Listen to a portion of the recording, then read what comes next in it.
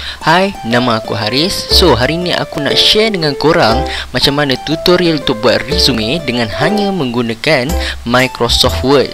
So, jom.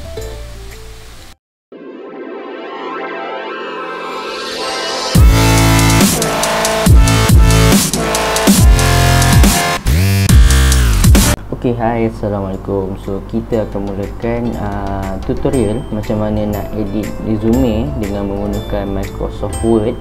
Kita akan gunakan template daripada Resume Creative. Okay, so, template tu aku dapat daripada package series. Okay, dalam package series ni ada 14 design template. Okay, daripada RK 01 sampai RK 14.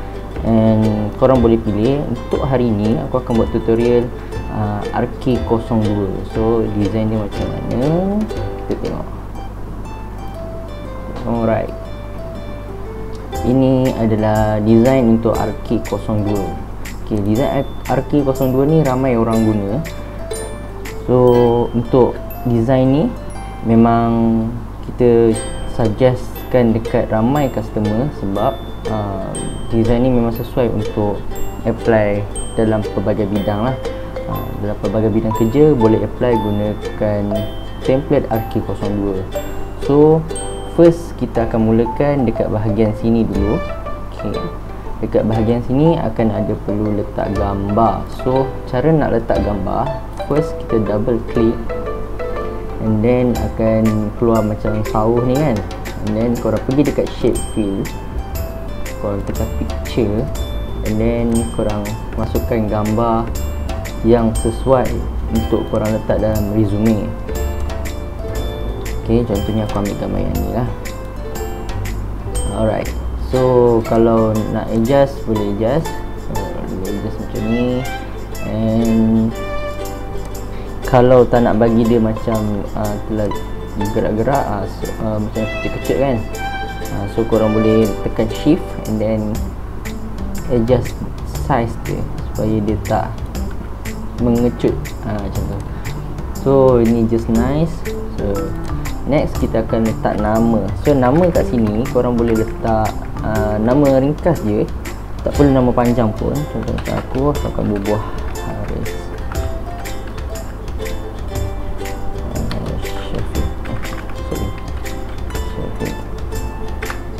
So aku akan membuat nama Haris Syafiq je, so senang orang nak panggil. Okay, and then nanti kat bahagian bawah tu baru kita bubuh nama panjang lah. Dekat sini kita contoh lah, andai kata kita I am a designer, so kita boleh letak I am a designer. Tapi kalau bukan untuk position designer, korang boleh letak ni lah, korang boleh delete ataupun letak apa-apa jawatan yang korang nak mohon tu. Okay, so kat bawah ni biasanya korang akan letak sedikit info tentang diri korang and apa korang punya ni lah tujuan untuk mohon jawatan tu. So macam aku, korang boleh tiru ayat ni. Okay,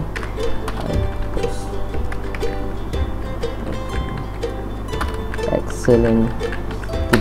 Untuk dalam ni, untuk bahagian ni korang boleh letak untuk orang kata naikkan diri kau lah kan.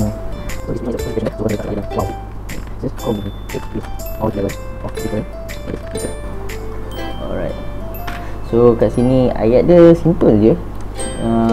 Korang boleh search ayat-ayat yang cuba untuk naikkan diri korang. Korang boleh cari dekat dalam Google ataupun just create sendiri.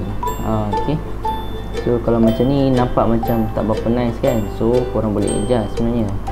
Okay, macam ni ayat ni korang boleh pergi dekat home, korang pergi dekat bahagian ni and then capital all words kat sini and then korang boleh make it center. Okay, make it center. Okay, and then yang ni pun tadi boleh adjust juga. So just gerakkan arrow tu, arrow dekat keyboard. Okay, slow gerakkan. So agak-agak korang dah nampak macam center. Okay, it's done. Okay, selesai untuk bahagian pertama, iaitu gambar, nama dan juga sedikit info tentang diri korang. So kita beralih dekat bahagian kedua. So bahagian kedua ni akan meliputi personal information, contact information dengan social network. So kat sini lah yang korang akan letak nama penuh. Okay. So aku akan letak nama penuh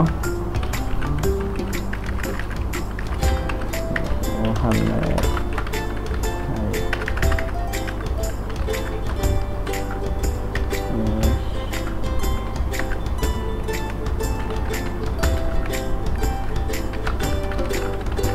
Okay. Contoh kalau nama korang panjang sangat macam aku ni, so korang boleh tarik. Okay, tarik dia, bagi dia jangan sampai terlebih dekat bahagian lain, just nice je kat sini. So tarik 90. Okay, and then relation boleh kat single, right? Okay, kat bahagian ni nationality Malaysian of course. Language korang boleh letak English, Spanish, Malay. Kalau ada bahasa lain yang korang belajar, korang boleh letak contoh Mandarin or Tamil and so on. So selesai bahagian ni, kita akan beralih dekat contact information. So sama juga cara dia, just type je korang punya nombor telefon. Okay, and then email ni. Okay, then alamat. Okay, alamat. Okay, selesai. Senang je bahagian ni. Okay, next kita pergi dekat bahagian social network. Okay, social network ni contohlah kalau korang tak ada Behance ni kan, korang boleh delete. Okay, just cut je. Okay, cut, and then yang bahagian atas ni korang boleh delete. Okay, so dia beralih ke atas kan.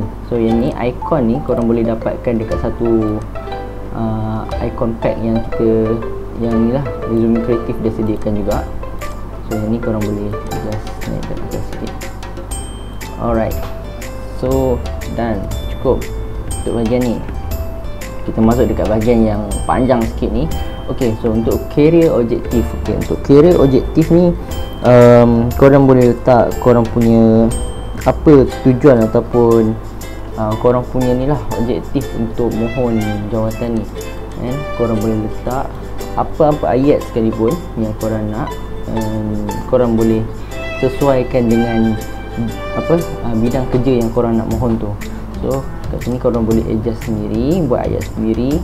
Dan kat sini creativity ni, okay, creativity, teamwork, management, fast learning ni, yang ni korang boleh tukar-tukar. So kalau korang nak tukar, tak nak teamwork, contoh korang nak benda lain, contoh korang nak creativity, contoh like selain daripada tu lah kan.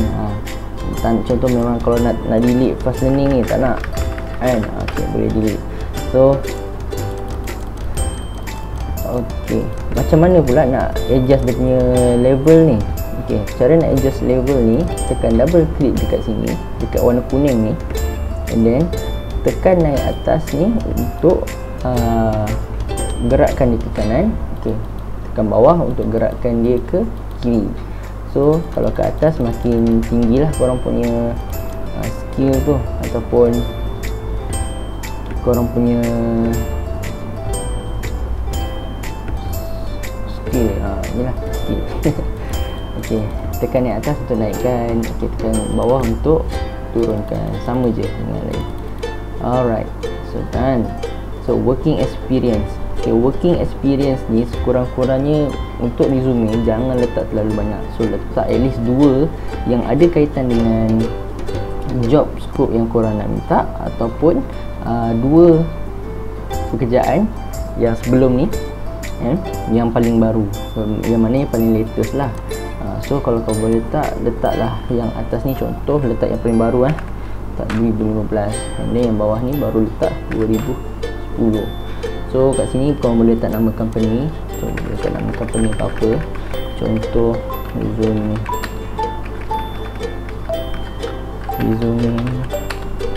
creative global SDMBHD.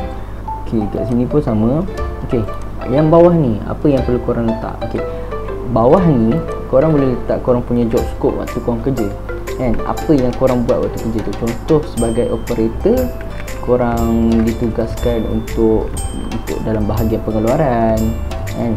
Untuk bekerjasama dengan workers lain. So korang boleh bina ayat korang sendiri. Okey, sama juga yang bawah ni. Yang ni untuk bidang kerja sebelum ni, tahun korang kerja, company, and then job scope yang pernah korang kerja, yang pernah korang pernah korang ceburi dalam bidang kerja tersebut. Okay, tak perlu banyak, just simple 1-2 ayat pun dah okey. Okay, and then education qualification sama juga. Okay, yang first sekali kena ada yang paling tinggi lah. Contoh kalau korang ambil master, letak master yang paling tinggi. Kalau korang ambil degree yang paling tinggi, korang letak degree yang paling tinggi. So kat sini degree, and then course apa yang korang ambil. Okay, ini university, like kat sini university, right? Ini university yang universiti awam, universiti swasta. And then yang bawah ni boleh letak korang punya CGPA kalau CGPA korang memberangsangkan. Tapi kalau CGPA kurang, macam alah cukup makan kan, so tak perlu letak. Tak perlu letak, cuma tinggalkan bahagian ni. So bahagian ni boleh delete sebenarnya. Delete. Okay, then naikkan atas ni, naikkan atas.